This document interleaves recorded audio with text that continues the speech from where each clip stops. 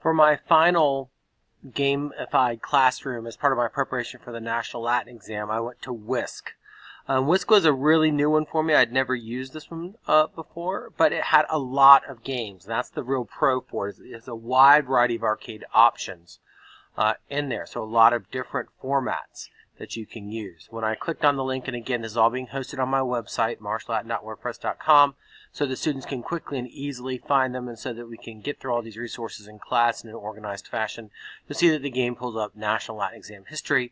There's an opportunity for you to review terms, so you can review terms here to see what all of them are, and then once you feel like you have them, you click Next, and you get to play the game. So in this case, Zama was won by Scipio Africanus. The Rubicon was crossed by Julius Caesar. Cloelia swam. Britain was conquered. The Pax Romana is the peace of Rome, and Mucius Scævola burned off his hand.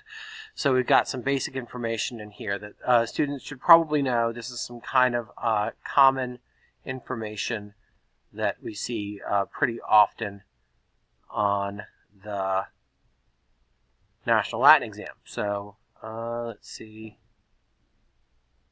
Fightings from 3 Punic Wars, Horatius Cocles defended Pons Sublicius, Cannae is Rome's worst defeat.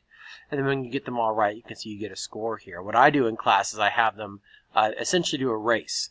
So the first kids that can get to the 600 score can earn bonus homework credit, essentially, when they do this. So I'll tell everyone to go to the website, and I'll tell them to click on the link, review when they're ready, and then the first person to go, and then I give them 5-10 minutes to see how long it takes them. It's really fun. I try to keep it fun and keep it moving quickly and do a variety of games to familiarize them with it so they can study on their own when they get home.